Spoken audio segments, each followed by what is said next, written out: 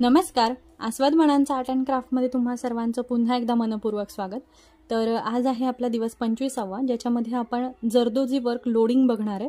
या आधीच्या व्हिडिओजमध्ये सुद्धा आपण जरदोजी वर्क बघितलेले, जे की आपण वुडन निडलनी करतोय.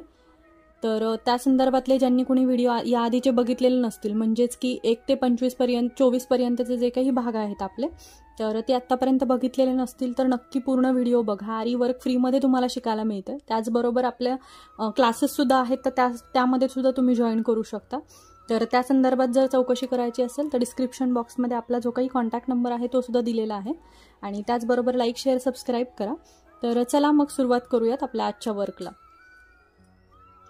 तर त्यासाठी लागणारं मी इथं बेससाठी इथे जी काही नक्षी आहे आपली जरदोजीमध्ये 2 प्रकार येतात. एक म्हणजे की प्लेन, याआधी आपण जी काही वापरली होती ती, आणि ही नक्षी आहे. तर ही नक्षी यूज करणार आहे मी बेससाठी, म्हणजेच की आपण लोडिंग करणार आहे. याआधी सिल्क थ्रेडमध्ये सुद्धा आणि बीडमध्ये सुद्धा आपण लोडिंग बघितलेली आहे, तर तशाच पद्धतीने लोडिंग आपण करणार आहे. तर ही नेक लाईनला सुद्धा तुम्ही यूज करू शकता. तर तशी लोडिंग जी आहे तर ती कशी करायची ते बघूयात. तर त्यासाठी मी इथं बेससाठी नक्षी वापरते, कारण नक्षीचा एक फुगीरपणा असतो आपला स्वतःचा, तर त्यामुळे इथं नक्षी यूज करतोय. आणि तुमच्याकडे जर नक्षी अवेलेबल नसेल, फक्त जरदोजी असेल, तर तुम्ही फक्त जरदोजी सुद्धा यूज करू शकता. आणि त्याचबरोबर जी काही आपली नक्षी आहे तर ती मी थोडीशी स्ट्रेच करून घेतलेली आहे, जेणेकरून की त्याचं जे काही स्ट्रेंथ आहे ती चांगली हे व्हावी, म्हणून फ्लेक्झिबल व्हावी याच्यासाठी. कारण आपल्याला ही जी काही वुडन निडल आहे त्याच्या सहाय्याने आपण ही व्यवस्थित आपली जी काही नक्षी आहे ती, ज्या पद्धतीने आपण आतापर्यंत जे लोडिंग आहेत तर ते बघितलेले आहेत. तुम्ही बघितले नसतील तर नक्की आधीचा 24वा भाग बघा, जेणेकरून तुम्हाला लोडिंग कशा पद्धतीने एकदम इझी पद्धतीने करायचं ते समजेल. त्यासाठी आता हे अशा पद्धतीने पूर्ण लोड करून घ्यायची आहे. त्यानंतर इथे एंड नॉट देऊन घ्यायची आपण. आता त्यानंतर काय करायचंय, आपण बिगिनर म्हणून हे शिकतोय, तर त्यासाठी आपण याला कडेनी दोन्ही साईडनी समान अंतरावरती लाईन आपण आखून घेणार आहे. जिथपर्यंत आपल्याला लोडिंग करायची आहे, म्हणजेच की अंतर आपल्याला एकदा फिक्स कळलं पाहिजे, याच्यासाठी आपण कडेनी 2 रेषा आखून घेणार आहे, की ह्याच या रेषेवरती आपली जी काही लाईन आपण हे करून घेणार आहे, म्हणजे लोडिंग जी करणार आहे, तर त्यासाठी आपण ही फ्रेम तयार करून घेतोय.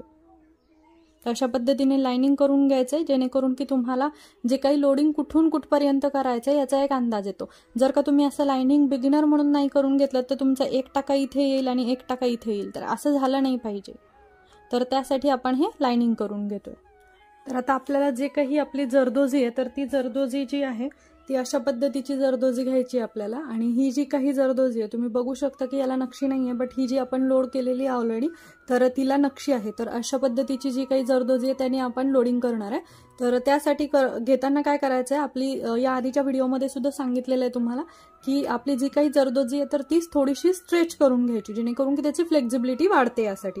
तर ती थोडीशी आपण स्ट्रेच करून घ्यायची आहे. आणि त्यानंतर कट करताना आपल्याला अर्धा इंच एवढ्या मापामध्ये ती कट करून घ्यायची, जेणेकरून की आपलं जे काही लोडिंग करतोय ते एकदम असं सोबर दिसलं पाहिजे यासाठी, आणि ते मेजरमेंट पण व्यवस्थित दिसलं पाहिजे यासाठी. तर अंदाजे आपण कट करून घेणार आहे. तर अर्धा इंच एवढ्या मापानुसार आपण अंदाजे कट करून घेतोय. तर हे अशा पद्धतीने मी ते अर्धा इंच एवढ्या मापानुसार ह्या कट करून घेतलेल्या आहेत. तर आता सुरुवात करताना आपण काय करणार आहे, आपली जी काही थ्रेड आहे आपला तो पास करून घ्यायचा आपल्या कपड्यामधून, आणि त्यानंतर त्याला बॅक स्टिच द्यायची एक, जेणेकरून की तो व्यवस्थित तिथे फिक्स होतो. त्यानंतर आपली जी काही जरदोजी आहे ती आपल्या निडलमध्ये घ्यायची आहे, आणि त्यानंतर ती क्रॉसमध्ये लोड करायला सुरुवात करायची. डबल स्टिच द्यायची आहे, आणि त्यानंतर पुन्हा एकदा आपला जो काही थ्रेड आहे तर तो थ्रेड आपल्या ह्या साईडला पास करून घ्यायचा आहे. पुन्हा इथे एक डबल स्टिच द्यायची आहे, जेणेकरून की आपला धागा जो आहे तो फिक्स होतोय. आणि त्यानंतर पुन्हा आपला जो काही जरदोजी आहे ती आपल्या निडलमध्ये घ्यायची आहे, आणि ती अशा पद्धतीने लोड करायची. डबल स्टिच द्यायची आहे, प्रत्येक वेळेस डबल स्टिच देऊन घ्यायची आहे. डबल स्टिच देताना ती थोडीशी पुढच्या साईडला दिली की तुमचं जे काही वर्क आहे तर ते बरोबर क्रिस क्रॉस मध्ये येऊ शकतं.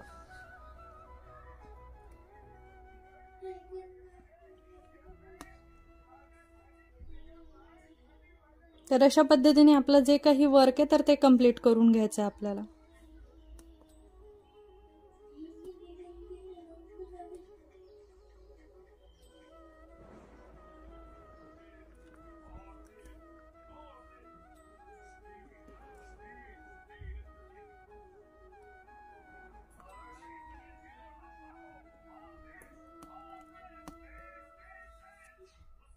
तर अशा पद्धतीने आपण सगळं काही लोडिंग कम्प्लीट करून घेणार आहे आपलं.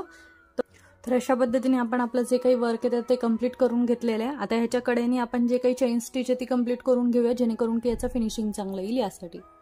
तर अशा पद्धतीने आपलं जे काही वर्क आहे ते आजचं वर्क कम्प्लीट झालेलं आहे. तर व्हिडिओ कसा वाटला कळवायला विसरू नका. त्याचबरोबर लाईक, शेअर, सबस्क्राईब करा. आपला जो दुसरा चॅनल आहे आस्वाद मनांचा, त्याही चॅनलला भेट द्यायला विसरू नका.